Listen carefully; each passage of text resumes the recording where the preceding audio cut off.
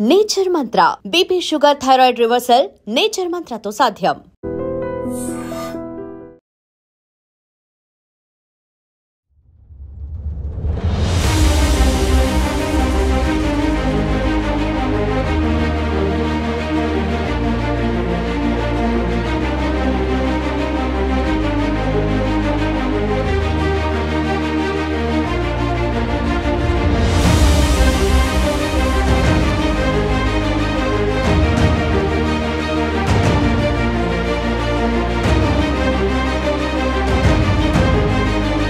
కర్నూలు జిల్లాలో ఘోర అగ్ని ప్రమాదం జరిగింది.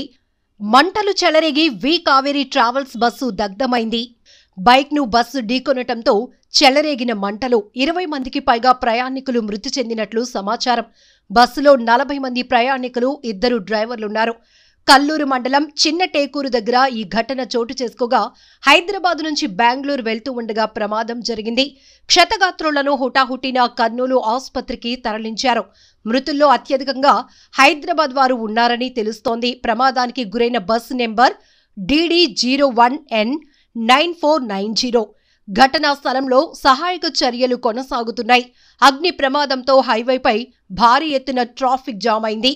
ప్రమాదం నుంచి 12 మంది ప్రయాణికులు తప్పించుకున్నారు. ఎమర్జెన్సీ డోర్ నుంచి బయటపడ్డారు వీరంతా.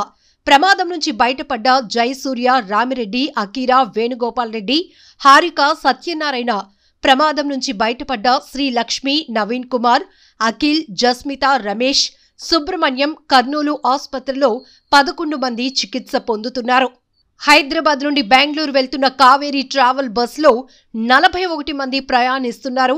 24వ తేదీ తెల్లవారుజామున 3 గంటల 10 నిమిషాల సమయంలో బైక్ను ఢీకొనటంతో బస్సు నుండి ఆయిల్ లీక్ కావటంతో ప్రమాదం జరిగినట్టు తెలుస్తోంది. 21 మంది సురక్షితంగా ఉన్నారు. మిగిలిన 20 మందిలో ఇప్పటికీ 11 మంది మృతదేహాలను గుర్తించారు. మిగిలిన వారిని గుర్తించే పనిలో ఉన్నామని, సహాయక చర్యలు ముమ్మరంగా కొనసాగుతున్నాయని, క్షతగాత్రులను హాస్పిటల్కు తరలించి మెరుగైన చికిత్స అందేటట్లు చూస్తున్నామని కర్నూలు జిల్లా కలెక్టర్ డాక్టర్ ఏ సిరి చెప్పారు. అయితే బస్సు ప్రమాద ఘటనకు సంబంధించి ప్రత్యక్ష సాక్షి హైమారెడ్డి వీడియో ద్వారా కూడా వివరించారు. ఒక్కసారి మనం ఈ ప్రమాద స్థాయి, ఈ ప్రమాద తీరు చూస్తుంటే మాత్రం భయమేస్తోంది.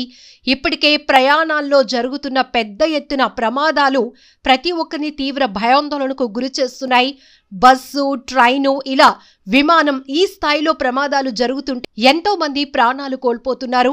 మరొకసారి ఆంధ్రప్రదేశ్లో కర్నూలులో జరిగిన ఈ ప్రైవేటు ట్రావెల్ బస్సు అగ్ని ప్రమాదం ప్రతి ఒక్కరిని తీవ్రంగా కలవరపాటుకు గురి చేస్తోంది. ప్రయాణం అంటేనే భయపడే స్థాయిలో ఈ ప్రమాదం ఉందని చెప్పాలి.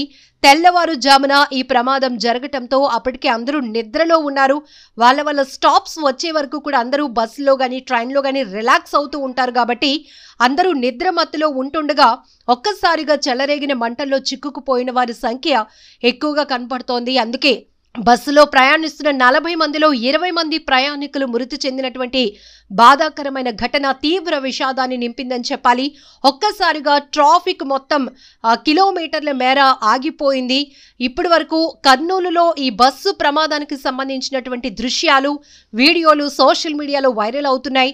ప్రతి ఒక్కరూ ట్రావెల్ బస్సుల పైన ఒక నిర్దిష్టమైనటువంటి అబ్జర్వేషన్ ఉండాలి. ఖచ్చితంగా చాలా వరకు మెయింటెనెన్స్ లేవు, ఇట్లాంటి కంప్లైంట్స్ కూడా వస్తున్నాయి.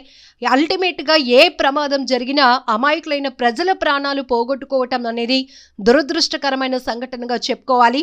అయితే దీనిపైన పూర్తి స్థాయి విచారణ కూడా కొనసాగుతోంది. ఒక బైక్ను ఢీకొన్న తర్వాత బస్సు నుంచి ఆయిల్ లీక్ కావటం, ప్రమాదానికి కారణం అవటం అనేది ప్రతి ఒక్కరిని తీవ్ర దిగ్భ్రాంతికి గురి చేస్తోంది. ఇంకా క్షతగాత్రులు అయితే మెరుగైన ట్రీట్మెంట్ అందించేందుకు హాస్పిటల్లో అన్ని ఏర్పాట్లు కూడా చేస్తున్నారు. మరొక వైపు ఇంకా ఇందులో చిక్కుకున్న వారు ఎవరు, పూర్తి వివరాలు తెలుసుకునే ప్రయత్నంలో కూడా అధికారులు ఉన్నారు.